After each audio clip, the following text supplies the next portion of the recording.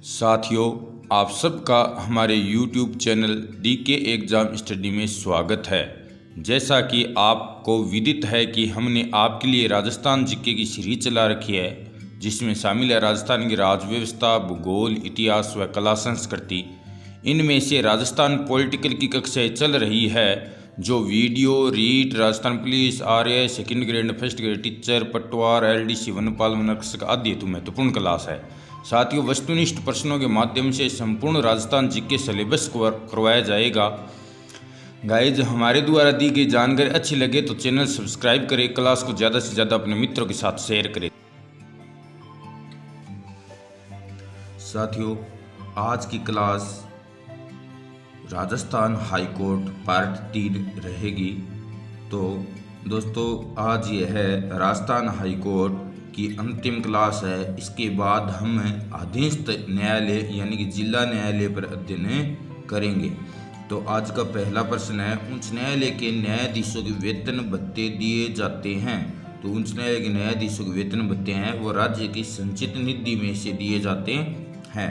न्यायाधीशों को सेवानिवृत्ति के पश्चात पेंशन भारत की संचित निधि से दी जाती है व अंतिम माह के वेतन का 50% प्रति माह पेंशन मिलती है। अगला प्रश्न, वर्तमान में उच्च न्यायालय के मुख्य न्यायाधीश को कुल कितना वेतन प्राप्त होता है। तो उच्च न्यायालय के मुख्य न्यायाधीश को 2,50,000 रुपये का वेतन प्राप्त होता है तथा उच्च न्यायालय के अन्य न्यायाधीशों को 2,25,000 रुपये वेतन प्राप्त होता है। अनुच्छेद 360(4) ख के अनुसार वित्तीय आपातकाल में न्यायाधीशों के वेतन भत्तों में कटौती की जा सकती है। अगला प्रश्न, उच्च न्यायालय के किसी न्यायाधीश का एक उच्च न्यायालय से दूसरे उच्च न्यायालय में स्थानांतरण राष्ट्रपति किसके परामर्श से करता है। तो राष्ट्रपति भारत के मुख्य न्यायाधीश से परामर्श करके उच्च न्यायालय के किसी न्यायाधीश को एक उच्च न्यायालय से दूसरे उच्च न्यायालय में स्थानांतरण करता है, भारतीय संविधान के अनुच्छेद 222 के तहत। अगला प्रश्न, किस अनुच्छेद के तहत उच्च न्यायालय के मुख्य न्यायाधीश का पद रिक्त होने पर राष्ट्रपति द्वारा कार्यवाहक मुख्य न्यायाधीश की नियुक्ति की जाती है। तो कार्यवाहक मुख्य न्यायाधीश की नियुक्ति अनुच्छेद 224, अनुच्छेद 222, अनुच्छेद 223, अनुच्छेद 225। तो इस प्रश्न का सही उत्तर होगा ऑप्शन नंबर सी, अनुच्छेद 223 के तहत कार्यवाहक मुख्य न्यायाधीश की नियुक्ति की जाती है। कार्यवाहक मुख्य न्यायाधीश की नियुक्ति राष्ट्रपति द्वारा अन्य न्यायाधीशों में से किसी एक की करता है। अनुच्छेद 224, अनुच्छेद 224 के तहत राष्ट्रपति अपर न्यायाधीशों की नियुक्ति भी करता है और इनकी नियुक्ति 2 वर्ष से अधिक अवधि के लिए नहीं होती है। अपर न्यायाधीशों की नियुक्ति है वो 2 वर्ष से अधिक नहीं हो सकती।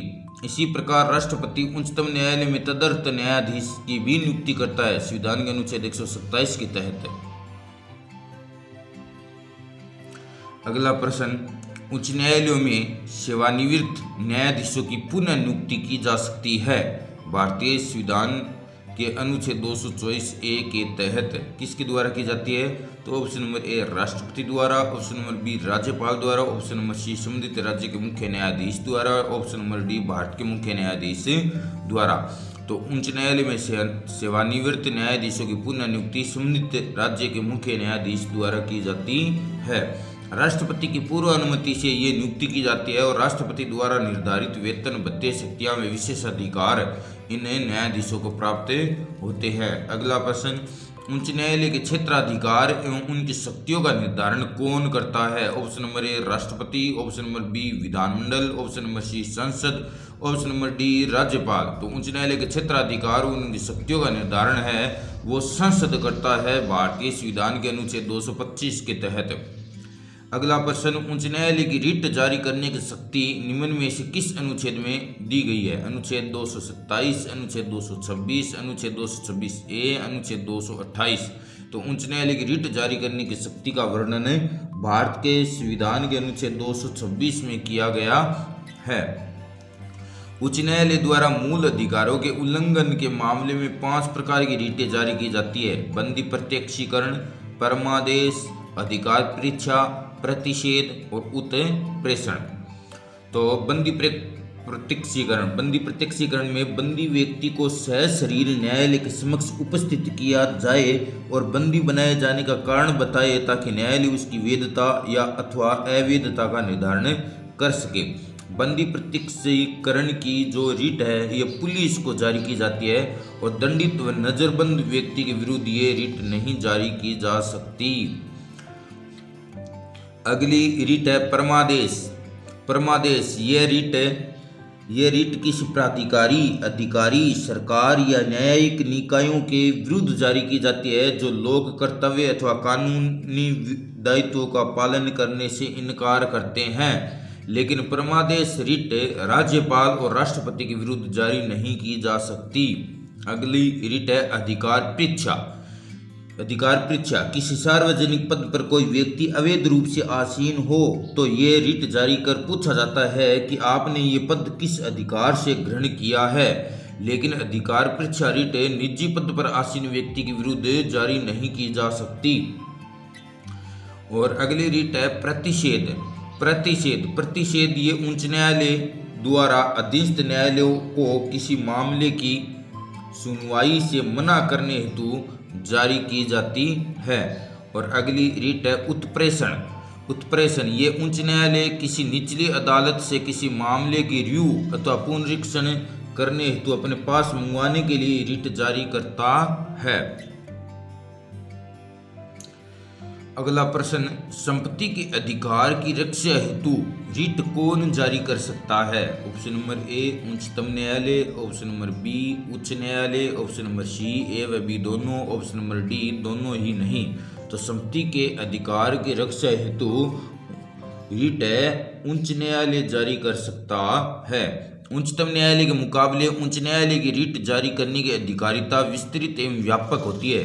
उच्चतम न्यायालय केवल मूल अधिकारों के हनन पर ही रिट जारी कर सकता है, जबकि उच्च न्यायालय इसके साथ साथ किसी भी अन्य विधिक अधिकार को भी प्रवृत्त करने हेतु रिट जारी कर सकता है।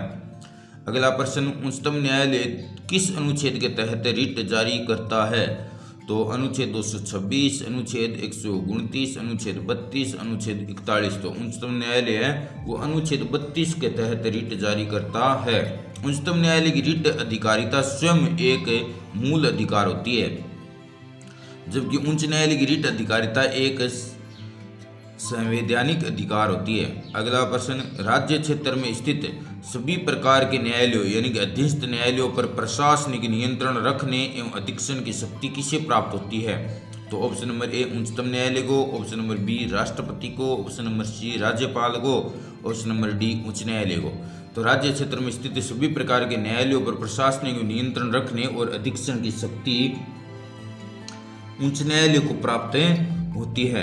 उच्च न्यायालय को प्राप्त होती है। उच्च न्यायालय अधीनस्थ न्यायालयों के विरुद्ध अनुशासनात्मक कार्यवाही कर सकता है। अधीक्षण की शक्ति उच्च न्यायालय के पास होती है, लेकिन उच्चतम न्यायालय के पास अधीक्षण की शक्ति नहीं होती है। अनुच्छेद 227 के तहत उच्च न्यायालय के अधीक्षण की शक्ति में सैन्य न्यायालय व सैन्य अधिकरण शामिल नहीं है। अगला प्रश्न, अनुच्छेद 229 के तहत उच्च न्यायालय के अधिकारियों व कर्मचारियों की नियुक्ति कौन करता है तथा साथ में उनकी सेवा शर्तों का निर्धारण भी करता है? तो ऑप्शन नंबर ए राष्ट्रपति, ऑप्शन नंबर बी राज्यपाल, ऑप्शन नंबर सी राजस्थान लोक सेवा आयोग, ऑप्शन नंबर डी संबंधित राज्य का मुख्य न्यायाधीश। तो इस प्रश्न का सही उत्तर होगा संबंधित राज्य का मुख्य न्यायाधीश।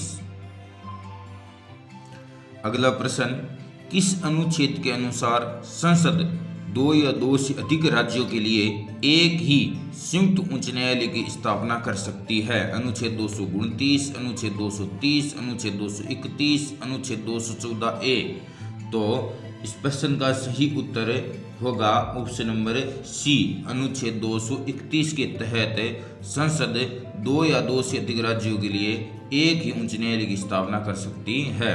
अगला प्रश्न, उच्च न्यायालय के न्यायाधीशों का स्थानांतरण कौन करता है? ऑप्शन नंबर ए राज्यपाल, ऑप्शन नंबर बी राष्ट्रपति, ऑप्शन नंबर सी संसद, ऑप्शन नंबर डी भारत का मुख्य न्यायाधीश। तो उच्च न्यायालय के न्यायाधीशों का स्थानांतरण राष्ट्रपति द्वारा किया जाता है। उच्च न्यायालय के किसी न्यायाधीश की आयु के बारे में प्रश्न उठता है तो उसका अंतिम निर्णय राष्ट्रपति का होता है। और आज का अंतिम प्रश्न है, उच्च न्यायालय किसके द्वारा बनाए गए कानूनों की संवैधानिकता का परीक्षण कर सकता है और कानून संविधान का उल्लंघन करे तो कानूनों को असंवैधानिक अथवा अमान्य घोषित कर सकता है न्यायिक पुनर्विलोकन की शक्ति के अनुसार।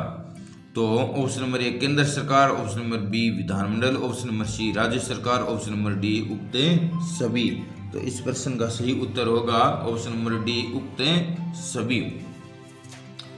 तो दोस्तों यहीं पर राजस्थान हाईकोर्ट क्लास समाप्त होती है और अगली क्लास से हम अधीनस्थ न्यायालय अथवा जिला न्यायालय पर अध्ययन करेंगे।